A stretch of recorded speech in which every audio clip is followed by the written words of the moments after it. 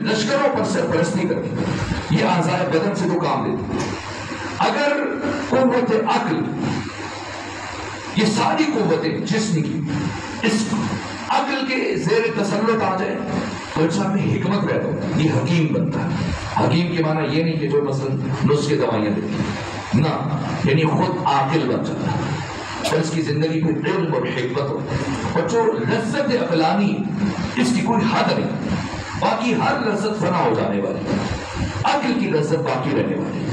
ورنہ اگر وہ شہویہ کی جو چیزیں اسے پسند ہیں، معقولات ہیں، منقوحات ہیں، مشروبات اور یہ چیزیں، وہ غضبیہ کہ اپنے مد مقابل کو انسان تسخیر کرتے اور اسے غلبہ حاصل ہوتے، وہ وہمیہ۔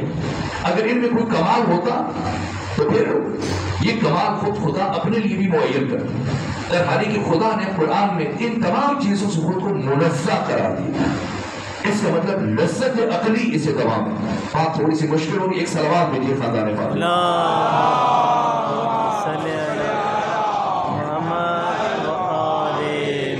میں یہ اصول، قانون، قاعدہ، ضابطہ، بنیاد اس لیے عرض کر رہا ہوں کہ شاید میں اگر جزیات بیان کرتا تو پھر مثلا اور بہت ساری کتابیں اس موضوع پر، ایک محرمات اسلام اسی موضوع پر کتاب، اور یہاں باہر میں نے سال پہ کل دیکھے خود لے کے گئے، بہترین کتاب جسے ایران میں کتاب سال قرار دیا اور اس میں بھی اسی موضوع کو بیان کیا گیا۔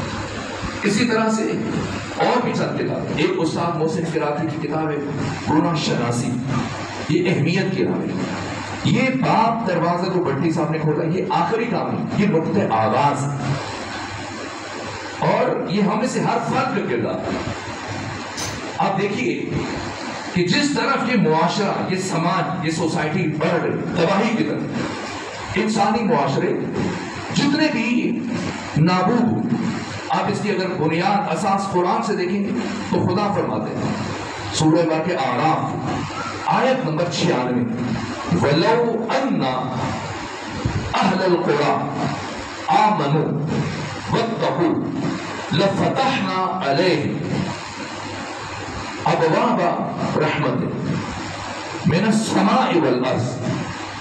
اگر ان بستیوں کے رہنے والے مومن بن جاتے اور متقی ہو جاتے تو ہم زمین و آسمان سے رزق اور برکت کے دروازے پر کھول دیتے۔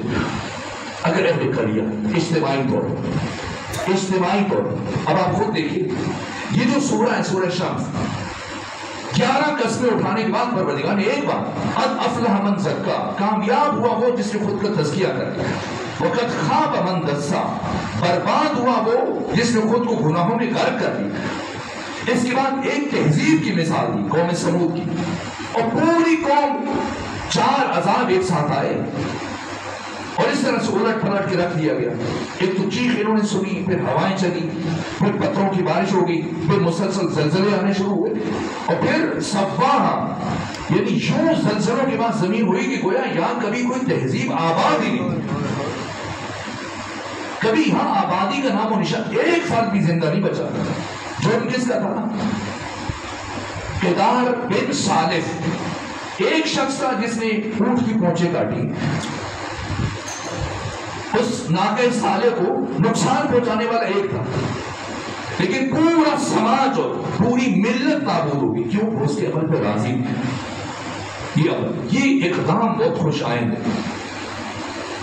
یہ قدم وہ انسان خود اللہ اللہ کرے، خود کو گناہوں سے بچا لے، لیکن نہ، انسان اگر کاوش کرتا ہے، کوشش کرتا ہے کہ ایک کتاب چھپائے، پرچار کرے، لوگوں کو مائل کرے، یہ وہ عمل، یہ امر بے معروف نہی از منکر۔ امیر المومنین فرماتے ہیں کہ مسلمانوں کبھی بھی امر بے معروف اور نہی از منکر کا فریضہ ترک نہ کرنا، کہ اگر تم نے یہ کام چھوڑ دیا تو حق تعالیٰ تم پر ایسے اشرار اور فاسد حکمران مسلط کرے گا جن سے رہائی اور چھٹکارے کی تم دعائیں مانگو گے، پھر تمہاری دعائیں قبول نہیں ہوگی۔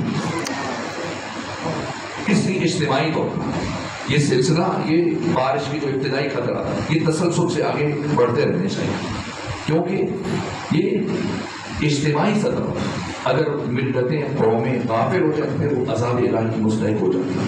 اب یہ سنیں، یہ 4 قوتیں، حکمت، عفت، شجاعت، عدالت، ام الفضائل، لیکن اگر یہ 4 قوتیں افراد میں چلی جائیں یا تفرید میں چلی جائیں یہاں سے اب برائیاں شروع، تباہی شروع، گناہ شروع ہو جائے.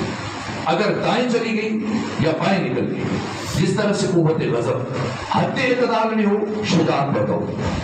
اگر افراط آیا اس میں تو پھر یہ اسی قوت غضبی انسان کو درندہ بنا دے. اور تفرید میں چلی جائے یہی قوت تو انسان بزدل بن جائے گا، بزدل بن جائے گا. اسی طرح سے جس نقطے پہ رہے گی ایک الگ بیماری، الگ خرابی پیدا ہو. ان خرابیوں کی طرف استاد دستغیب نے نشاندہی کی. جو مثلا اب دعائے قبیل میں آپ پڑھتے ہیں کہ پروردگار اللہم اغفر لی الذنوب التي تهتك الاسم، پروردگار تو میرے ان گناہوں کو بخش دے جن کی وجہ سے عزتیں برباد ہوتی. لیکن آگے ذکر نہیں ہے، دعائے قبیل میں بیان نہیں ہے کون سے گناہ جن کی وجہ سے عزتیں برباد ہوتی. آقا دستغیب نے پھر اس کتاب میں بیان کیا وہ کون کون سے گناہ جن کی وجہ سے اللہ انسان کی عزت نابود کر دیتا ہے، اب وہ معزز نہیں کرتے. اللہم اغفر لی الذنوب التي تنزل النقم، یہ آپ نے پڑھا دعائے قبیل میں. پروردگار میرے وہ گناہ بخش دے جن کی وجہ سے مصیبتیں نازل ہوتی ہیں.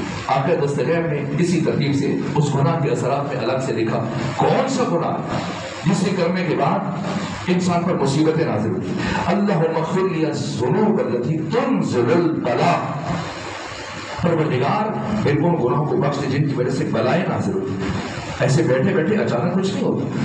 اگر انسان کے رزق میں تنگی آ رہی ہے، رزق میں کمی آ رہی ہے، آگے دستغیب نے شمار کر کے الگ بیان کیا کون کون سے گناہ ہیں جن کی وجہ سے انسان کے رزق میں کمی آ رہی ہے، کون سے گناہ ہیں جن کی وجہ سے انسان کی عمر میں کمی آ رہی ہے. 5 گناہ انہوں نے الگ کیا. جیسے قطع رحمی، جو رشتہ داروں کے حق میں، عزیزوں کے حق میں قطع رحمی کا مرتکب ہوگا عمر کم ہو جائے. جو ماں باپ کی نافرمانی کرے گا عمر کم ہو جائے. اس طرح سے زنا سے متعلق 6 عذاب لکھے، 3 دنیا میں ظاہر ہوں گے، 3 آخرت. اور دنیا میں جو ظاہر ہوں گے اس میں سے ایک عمر کم ہو جائے گا، دوسرا اس کا رزق کم ہو جائے گا، تیسرا اس کے چہرے کا نور ختم ہو جائے گا. اور آخرت میں جو عذاب ہے 3 وہ الگ. بس اہل محشر قیامت کے دن اگر یہ توبہ کیے بغیر مر گئے تو میروں دور سے اس کے جسم سے ایسا تعفن اور بدبو اٹھے گی کہ لوگ اس سے پناہ مانگیں گے. لیکن پروردگار ہمیں اس سے نجات. اس طرح سے اس کو سب سے جلد پہلے مرحلے میں جن لوگوں کو جہنم کی طرف لے کے جایا جائے گا ان میں سے. تو یہ ساری تقاسی میں خود وہ نہیں تاکہ وہ تجسس بھی برقرار رہے اور ہم خود مطالعہ کریں. اسی طرح سے قطع رحمی، اس طرح سے باقی گناہ. اللہم اغفر لی الذنوب التي تحبس الدعاء، تو آقا نے بتایا یہ جملہ دعائے قبیل، پروردگار ہمارے وہ گناہ بخش دے جن کی وجہ سے دعائیں قبول نہیں ہوتی. اللہم اغفر لی الذنوب التي تقطع الرجاء، پروردگار تو ہمارے وہ گناہ بخش دے جن کی وجہ سے امیدیں ٹوٹ جاتی ہیں. تو پھر اس کتاب شریف آگے دستغیب نے الگ سے بیان کیا وہ کون سے گناہ جن کی وجہ سے انسان نا امید ہو جاتا ہے. ہم میں سے شاید کبھی کسی نے خودکشی سے متعلق نہیں سوچا ہوتا، لیکن بعض لوگ اپنی زندگی میں خودکشی کر جاتے ہیں. کیوں کرتے ہیں؟ خودکشی کی اساس نا امیدی، مایوسی. اور آپ دیکھیے گا آگے دستغیب میں شرک کے بعد پھر دوسرے مرحلے میں مایوسی کو لے کے یاس اور قنوط، اور پھر ان 3 کی پھر ان کو فرق کو بیان کیا. سو قسمے کی کتاب کے اجمالی تعارف چاہوں ایک صلوات بھی دی خاندان فاطمہ.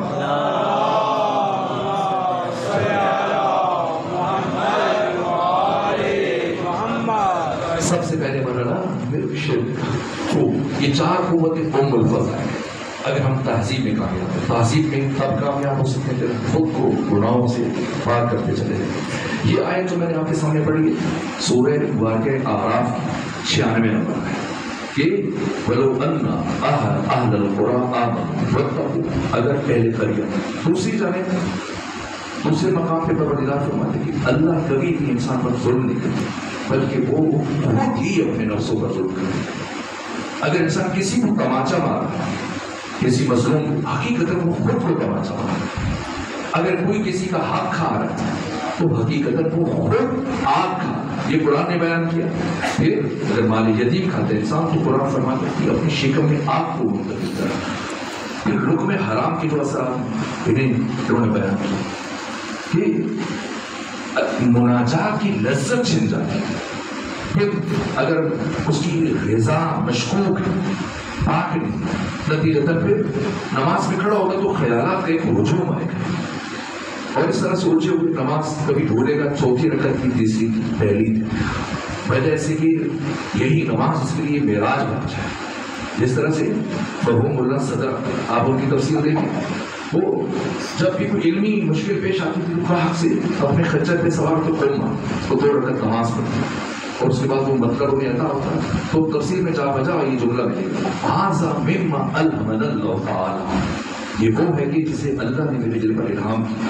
وہ علی سینہ، ان سے متعلق امام خمینی نے جملہ کہا کہ لم یکن لہ کفوا احد، انبیاء اور ائمہ کے بعد علم اور معرفت کی دنیا میں کوئی دانشور وہ علی سینہ کا ہم بلد. استاد ایت اللہ جوادی عامری سے کسی نے پوچھا کہ وہ علی سینہ سنی تھی یا شیعہ تھی؟ کہا میں اس شخص کے استاد سے متعلق کیا بتاؤں، جس کا اس شخص کے مذہب سے متعلق کیا بتاؤں کہ جس کا استاد نماز کے علاوہ دوسری چیز تھی. جب بھی کسی سے نہیں پڑھا وہ علی سینہ، جب بھی کسی علمی مشکل میں مبتلا ہوتے تھے، نماز معلم ہے. نماز کے بعد الہام، دیکھیے کون سی نماز؟ وہ نماز ان الصلاۃ تنہی عن الفحشاء والمنکر. اگر نماز بھی پڑھ رہے ہوں ساتھ میں گناہ بھی، یہ سلسلہ بھی چل رہا ہے نا. ایک ہی گناہ اس طرح سے انسان کو دھکیلتا ہے اور بستیوں میں لے کے جاتا ہے. غیبت یہ مجاز میں، قرآن نے مجاز نہیں کیا. کیا الذین آمنوا لا یغتب بعضکم بعضا، اے مومنوں تم میں سے کوئی دوسرے کی غیبت نہ کرے. ایحب احدکم ان یاکل لحم اخیہ میتا، کیا تم پسند کرو گے کہ تم میں سے کوئی اپنے مرے ہوئے بھائی کا گوشت کھائے؟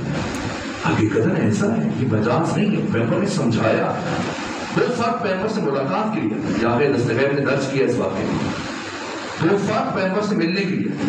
وہ بیٹھے کافی دیر بیٹھے رہے، سوال و جواب کرتے رہے، وقت گزر گیا، کھانے کا وقت آ گیا تو یا رسول اللہ کچھ کھانے کے لیے بھیجیں. پیغمبر نے فرمایا ابھی تک تم میرے پاس آ رہے تھے، قبرستان کے پاس سے گزر رہے تھے، تم نے گوشت کھایا اور اب بھیک مانگ رہے ہو اس سے. ایک دوسری طرف دیکھا، پیغمبر کی طرف سے کہا میں تو کچھ نہیں کرایا. کہا میں ابھی یہ چشم برزخی. تو وہ پیغمبر اسلام فرماتے ہیں کہ لولا ان الشیاطین یحومون علی قلوب بنی آدم لنظروا فی ملکوت السماء والارض. اگر شیاطین نے انسانوں کے دلوں کو گھیر نہ رکھا ہوتا تو یہ زمین و آسمان کے ملکوت میں نگاہ کرتے اور سارے حقائق کو دیکھتے. اب یہ گناہ ہے، شیاطین خود کنایا ہے. جیسے پیغمبر گرامی صاحب نے فرمایا کہ لا يدخل الملائکۃ فی بیت فیہ قلب، کہ ملائکہ اس گھر میں داخل نہیں ہوتی جس میں کتا ہو. اب ملائکہ کو کیا ڈر لگتا ہے کتوں سے؟ کتا تو ملائکہ کو دیکھتا ہی نہیں کہ وہ نقصان ہو جائے. یہ کنایا ہے پیغمبر اسلام نے سمجھانے کے لیے کہ جس دل میں گناہوں کے کتے ہوں وہاں پر معارف اور علوم کے فرشتے نازل نہیں ہوتے، انسان محروم ہے. سو میں وقت میں سمیٹنا چاہتی ہوں، بات مطالب بہت زیادہ ہے. غیبت سے متعلق جو میں بات کر رہا ہوں، تعجب کیا میں ضرور کچھ نہیں کھا رہا ہوں، کہ میں تمہارے دانتوں میں وہ گوشت کے ریشے محسوس کر رہا ہوں. کہ حضرت ہم نے کچھ نہیں کھایا. فرمایا یاد کرو جب تم میری طرف آ رہے تھے تو اور اسلام کی طرف سے گزرتے ہوئے تم نے میرے ابو ذر کی غیبت نہیں کی. سو قیامت کے دن حقیقتوں کو، ہر چیز کو مجسم کر دیا جائے. اور یہ قرآن مجید کی آیات کہ ہم ہر انسان کا نام عمل اس کی گردن میں آویزہ کریں گے اور کہیں گے اقرا کتاب، یہ نامہ عمل پڑھو، کفا لنفسک حسیبا. آج کے دن تمہارا محاسبہ کرنے کے لیے کسی اور کی ضرورت نہیں، تو خود کافی. بس لازم ضروری کہ خود کو اور اپنی اولاد کو، اپنی نسلوں کو، اپنے خاندانوں کو، کیونکہ اس جانب بہت کم توجہ شاید نہ ہونے کے بعد جسم بیمار ہوئے فوراً سے معالج کے پاس چلے جائیں، لیکن جسم سے بڑھ کر روح کی بیماری، جسم کی بیماری سے کیا نقصان ہوتا ہے؟ اشتہا کم ہو جائے، کچھ چیزوں میں انسان کی رغبت کم ہو جائے، اس دنیا میں 4 دن اور زندگی کم ہو جائے. لیکن اگر روح بیمار ہو جائے تو اس بیمار روح کے ساتھ اگر ہم دنیا سے رخصت ہوئے تو دیکھیے ابدی سرمدی پھر ہمیشہ کسی کیفیت میں رہے. موت فوت نہیں، موت وفات. یہ جو ہم ابھی مجلس کے آخر میں بھی دعا کرتے ہیں، پروردگار ہمارے درجات کو بلند فرما. کیا مطلب؟ ہر انسان کا درجہ الگ. ممکن ہے ہم سارے کے سارے جو یہاں بیٹھے سب جنت پہ چلے جائیں، اور این ممکن ہے کہ ہم جنت میں جانے کے بعد کبھی ایک دوسرے سے نہ ملیں، نہ دیکھیں. باپ بیٹا ایک دوسرے کو نہ دیکھ سکیں. کیوں؟ ہر ایک کی جنت الگ ہے. یہ عدل الہی کے مطابق ہر ایک کی جنت کا درجہ اس کے عمل اور اس کی معرفت کے مطابق کہ ہم اپنے نفس کی تہذیب میں کس قدر کامیاب ہیں. سو پہلا گناہ شرک جو انہوں نے بیان کیا، اور عمل میں مسلسل بہت زیادہ بظاہر ایک اچھا کام کر رہے ہیں، لیکن اگر اس کے باطن کی طرف دیکھیں گے تو شرک ہی مسئلہ ہے. یہ مثال آقا دستگیب نے خود بیان کی کہ ایک شخص پیغمبر اکرام علیہ السلام کے ہمراہ جنگ میں شریک ہو، بڑھ کے حملے کر رہا تھا، پھر وہ قتل ہو گئے. تو جب کہ اختتام پر ایک صحابی نے پیغمبر السلام سے عرض کیا، یا رسول اللہ شہید راہ خدا فلاں بڑی پابندی سے لڑا. فرمایا ایسے نہ کہو، وہ شہید راہ گدا نہ شہید راہ خدا. صحابی کو صاحب اسرار جناب حذیفہ ارادتاً پوچھا تھا، یا رسول اللہ آپ نے ایسے کیوں کہا؟ کہ وہ خدا کے لیے نہیں لڑ رہا تھا، اس کی نگاہ دشمن کے موٹے تازے خنجر پر تھی، اور اس لیے اس پر بڑھ کے حملے کر رہا تھا کہ اسے ماروں تاکہ خنجر پر میں کر سکتا. تو گدے کے حصول میں اس کی موت ہو گئی. یہ شہید راہ خدا، شہید راہ خدا. پہلا خود توحید کا جو بہترین معنی رہبر موسم میں بیان کرا، وہ باقی شاید میں نے کسی اور کتاب میں یہ معنی نہیں دیکھا. توحید میں نے آپ کو عرض کیا کہ ہم انسان پیدا نہیں ہوئے، انسان بننے کے لیے پیدا ہوئے، اور انسان بننے کے سفر کا نام کمال. اور توحید کا مطلب جو رہبر معظم سید علی خامنہ نے بیان کیا، یعنی اس کمال مطلوب تک پہنچنے کے لیے جتنے موانع اور رکاوٹیں انہیں برطرف کرنا، یہ توحید.